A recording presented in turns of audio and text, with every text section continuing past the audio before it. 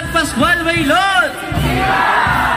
Hilingin natin kay San Pascual Baylon ang ating mga kaibigan, lalo na sa mga humihiling ng mababait na asawa. Amen ba? Lalo na sa mga humihiling ng mababait na partner in life. Amen ba? Lalo na sa humihiling ng mga mabait na lalaking anak. Amen ba?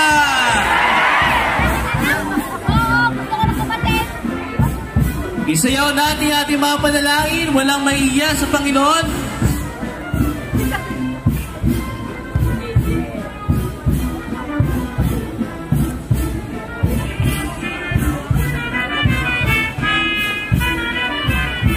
Ingatan po ang magamit.